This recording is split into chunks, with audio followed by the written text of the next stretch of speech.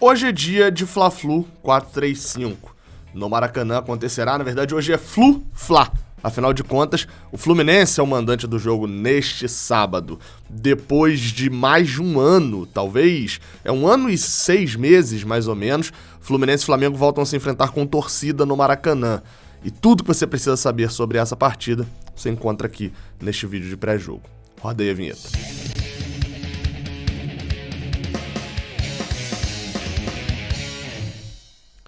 Seja bem-vindo, você guerreiro de todo o Brasil, de todo mundo. Aqui é o canal Raiz Tricolor. Eu sou o Gabriel Amaral, eu sou jornalista por formação e sou tricolor de coração. Espero que você dê o seu like aqui embaixo, se você gostar desse vídeo. Se você não gostar, tudo bem. E que você comente aqui embaixo o seu palpite de quando será essa partida. Partida essa que, como eu falei, acontece hoje no Maracanã, a partir das 19 horas. E terá a transmissão única e exclusiva do Premier. Bem, se eu falei de palpite, aqui embaixo na descrição, no primeiro comentário, na verdade, tem o link da 1xBet. E a gente vai falar um pouco depois sobre essa questão de favoritismo e etc. Olha isso daqui. O V1 é quanto que tá pagando pra vitória do Fluminense. Exatamente, quanto que tá pagando pro Fluminense vencer o jogo. Quase 5. Se você botar R$1 na vitória do Fluminense, você recebe de volta quase 5. Aqui é a chance dupla. Vitória do Fluminense mais o empate, que é aquele mais seguro. Pô, Gabriel, eu não acho que o Fluminense vai vencer o Flamengo, tá? O time dos caras é bom. Você vai ver que tem chance. Mas aqui é a segurança. Você só perde a aposta se houver uma vitória do Flamengo na partida. Esse que será o Fla-Flu 435, como o próprio nome diz, o jogo de número 435 entre Fluminense e Flamengo. São 135 vitórias pra gente, 140 empates e 159 vitórias pro lado deles. Se o Fluminense vencer o Fla-Flu de hoje, será o ano com mais vitórias do Fluminense em Fla-Flus na história, empatado com 1938, 1946 e 1971. Todos esses 3 anos a gente venceu 4 Fla-Flus. Lembrando que nesse ano a gente tá tendo mais Fla-Flus que a gente jogou do Brasileirão do ano passado nesse ano, né? Vitória por 2-1, gol de Iago no último minuto. Ainda nesse ano a gente já teve também a vitória com o gol de Igor Julião, o empate no primeiro jogo da final da Taça do Campeonato Carioca, a derrota, que deu o título a eles do Campeonato Carioca, e o outro jogo que foi do Brasileirão, 1-0, gol de André. Eu vou pedir pra você esperar um segundinho agora, que eu já volto. Bem, pra gente começar falando do Fla-Flu 435, é um jogo importante por si só, a gente sabe a questão do Fla-Flu, e na tabela, mas enfim, tirando toda a questão do clássico e tudo que tem esse fator de importância, na tabela ele vale muito pro Fluminense também. O empate nessa semana do jogo atrasado de Internacional e Red Bull Bragantino foi ótimo, o empate pro Fluminense. Segurou os dois times na tabela. Por mais que o Fluminense nessa rodada, não importa o que aconteça, ele não pode ganhar posições, né? Ele tem 36 pontos, quem tá à frente dele tem 40. Então assim, por mais que essa vitória não vá dar posição nenhuma pro Fluminense, o Fluminense vai continuar em 8º, a gente tem que lembrar que no meio da semana o Fluminense joga o seu jogo atrasado. O Fluminense tem menos jogos do que todo mundo que tá à frente dele, exceto o Flamengo. Então é importantíssimo. Vencer o Flamengo hoje seria sensacional, porque a sequência que vem a seguir tem 2 times que a gente, vencendo Flamengo e Atlético Paranaense, a gente chega como muito favoritos, Santos e Ceará mesmo sendo fora de casa, e depois o Sport dentro de casa. E ainda não tá marcada a data, mas depois desse jogo do Sport dentro de casa tem o Grêmio fora, o Grêmio brigando pra não cair. Então assim, o cenário pro Fluminense hoje, depois do jogo contra o Flamengo, já é meio que positivo em relação à tabela. Mas ele pode se transformar negativo com uma péssima atuação e que vai tirar toda a nossa credibilidade que a gente conquistou até agora. Vencendo hoje, tá praticamente muito garantido dentro do G6 para a próxima rodada, considerando que a gente joga o nosso jogo atrasado na quarta. Curiosidade a respeito de arquibancada, tá? De informações e coisas que a gente vai pescando. A média de público do Flamengo no Brasileirão pós-volta, né, do público é de 5 mil, 6 mil, os públicos têm sido todos nessa ordem aí, 7 mil torcedores. Não espere, e vamos lembrar, são 20 mil ingressos, 10 mil para cada lado ali, né, 9 mil para cada lado, mais as gratuidades, e o Maracanã mais, não espere um Fla-Flu com um Flamengo lotado de um lado e a gente nada de outro não, tá? A lógica diz que vai ficar por volta de 50-50, 60-40 para eles. É realmente uma chance grande de ter arquibancada dividida. Bem, vamos falar de bola em campo? A gente começa sempre, você sabe, pela questão da escalação de Marcão, né? Quem será que Marcão vai escalar para esse jogo? Tem mudanças? Não tem? Vou te explicar agora.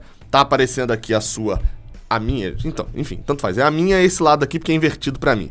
Marcos Felipe no gol, Samuel Xavier, Manuel e David Braz. Marlon. Luiz Henrique, André, Iago Felipe, Caio Paulista, John Arias e John Kennedy. Agora a gente vem pros comentários, vamos lá.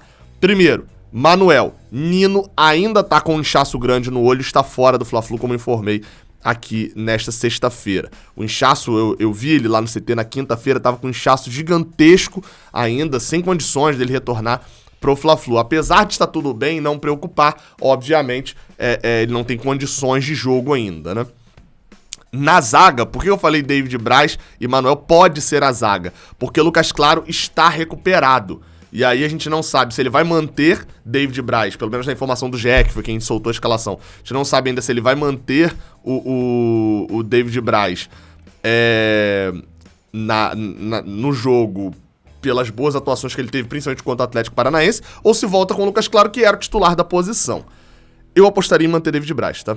Não duvidaria da manutenção de David Braz, porque com o Manuel, é fato que assim, em relação à bola aérea, que eu vou falar depois, não muda muita coisa. Nino é bom na bola aérea, Manuel acho que é até um pouco melhor na bola aérea ofensiva do que Nino.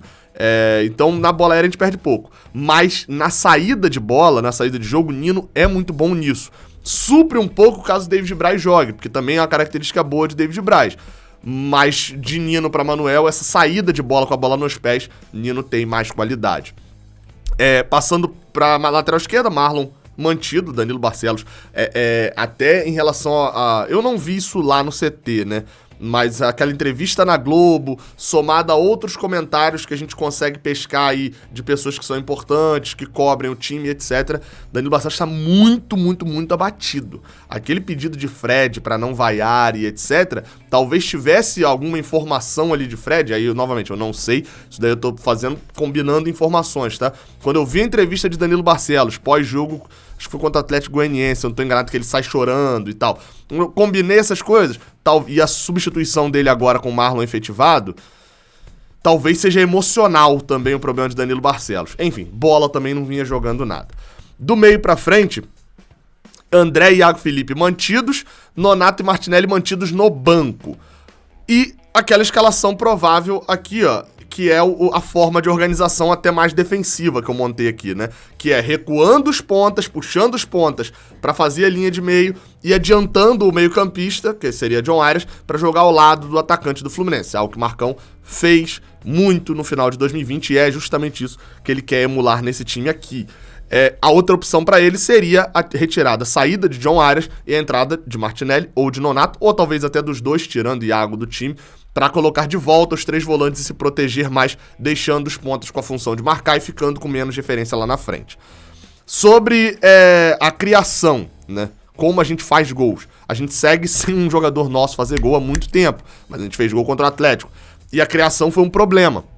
O Fluminense criou muito pouco contra o Atlético Paranaense, com a bola nos pés. Sem poder cruzar a bola na área, e por que não pode? Porque lá na área não tem um centroavantão. Fred tá fora, ainda, né, se cuidando ali do lesão no dedo, do pé, e Bobadilha volta neste sábado lá do nascimento da filha dele, enfim, foi violar o nascimento, então não joga. Então o Fluminense vai com o John Kennedy como centroavante, um centroavante bom cabeceador, mas de estatura baixa, não vale a pena ficar jogando bola pra área o tempo todo. E sem aquilo que eu sempre chamo de muleta de jogar bola na área, o Fluminense teve dificuldade pra criar. Jogou com um bloco mais baixo, né, não marcou tanto na frente lá do Atlético. Isso no jogo contra o Atlético. Mas eu acho que vai acabar se repetindo contra o Flamengo, que o Atlético tinha a bola e tinha a saída muito em velocidade. E dava espaço. O Flamengo vai dar espaço pro Fluminense. Qual que foi o problema contra o Atlético? A falta de entrosamento também do time. O time não parecia ter muitas jogadas já combinadas, mas parecia que a jogada principal era acionar os pontas. E quando acionava os pontas, Caio Paulista teve uma partida péssima individualmente. John Arias por dentro teve dificuldade. Na maioria das vezes, quem acionava esses pontas eram os laterais, os zagueiros e André. Ou seja, esse acionamento de John Arias ficou meio perdido ali por dentro também. Então, individualmente, a atuação de John Arias e de Caio Paulista, e de certa forma até de Luiz Henrique, mas foi menos acionado, fizeram a diferença pro Fluminense não conseguir a criação.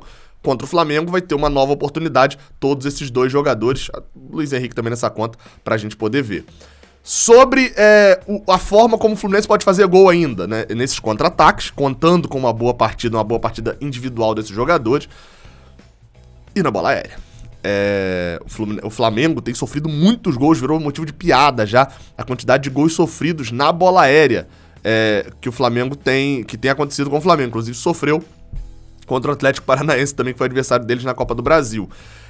Com o John Kennedy, a gente ganha em intensidade, em velocidade por baixo, nesse pivô ali mais fora da área com movimentação. E repetindo, o John Kennedy é um centroavante ali com uma qualidade muito boa de cabeça. Só que ele não tem a estatura. Então, obviamente, a gente perde um pouco de não poder utilizar a arma que é mais letal para o Flamengo. Mas, enfim, bolas paradas estão aí, o Fluminense precisa aproveitar muito. Não sei quem bota essa bola na área, se vai ficar mesmo por conta de Iago e Marlon. Não gosto de nenhum dos dois fazendo esses cruzamentos de bola parada. É uma das poucas coisas que eu vou sentir falta de Danilo Barcelos, que é essa falta jogada na área. Mas torço para que funcione. Sobre o Flamengo, obviamente não trouxe um flamenguista aqui para poder falar e tal, enfim, não achei um que fosse interessante para poder falar aqui sobre o Flamengo, mas eu trago algumas informações interessantes pro nosso lado. Eles vão com alguns desfalques. Gabriel Barbosa, não deve ter Pedro, Arrascaeta, Davi Luiz e Bruno Henrique, tudo fora por lesão. E Felipe Luiz está suspenso também para a partida. Há a possibilidade de Renato poupar o time, mas metade do time já está poupado por essas lesões e já estaria fora. Diego Alves, Mateuzinho deve ser titular, Rodrigo Caio e Léo Pereira, e René, William Arão, Thiago Maia, Everton Ribeiro, Andrés Pereira, Michael, e no ataque Vitinho, ou Kennedy ou Vitor Gabriel. Um dos três deve ser titular contra o Fluminense. Lembrando, Nino e Nonato e Danilo Barcelos estarão fora da próxima partida caso tome o amarelo, mas Nino já está fora da atual partida porque está lesionado, então não corre risco de ficar suspenso. Vamos para a arbitragem da partida agora. A arbitragem da partida será feita pelo senhor... Eita, como é que a foto tá errada? Não é o Felipe Fernandes de Lima, não. Esse aqui apitou semana passada. É esse daqui, ó. Com pose de homem mau aí, ó. Vinícius Gonçalves Dias Araújo já apitou 5 jogos do Fluminense, 2 vitórias, 1 empate, 2 derrotas. O último jogo foi o 4-0 que a gente deu no Coritiba no início deste ano, mas no Brasileirão do ano passado. Mas uma curiosidade é que ele já apitou um Fla-Flu, mais ou menos. Ele apitou um Fla-Flu em 2017, foi um 2-2, só que a curiosidade é que ele sentiu um problema muscular e ele precisou ser substituído pelo 4º árbitro naquela partida. Enfim, não sei. Que ele tenha feito uma preparação física boa, né, pra esse jogo. Você percebeu aí que eu dei alguns pausos, troquei de camisa. Enfim, como eu comprei essas camisas, elas chegaram e eu achei legal, porque todas elas têm histórias legais com o Fla-Flu, né? Essa daqui, não sei se vai dar pra ver aí atrás, mas número 12, tem escrito Diego Cavalieri atrás, que pegou um pênalti muito importante em 2012, no ano em que a gente foi tetracampeão brasileiro. Pegou um pênalti do Flamengo, naquele clássico com o Flamengo do golaço de voleio de Fred. Tem um pênalti pegado ali por Cavalieri importantíssimo. Então tem história de Cavalieri. Com essa camisa aqui, ó, vou mostrar, que alguns acham muito feia, eu acho muito maneira. Foi com essa camisa aqui que a gente meteu 4-1 contra o Flamengo em 2005, na final da Taça Rio. Aquela goleada que marcou muita gente. E também com essa camisa aqui, com essa camisa tricolor, foi que a gente ganhou do Flamengo por 2-1 no Brasileirão de 2010. E a gente venceu o golaço de Conca, por sinal, o gol de Rodriguinho, no ano em que a gente foi campeão brasileiro. Curiosidade, eu aproveitei que estavam as camisas aqui, falei, vale relembrar alguns Fla-Flus pra gente lembrar.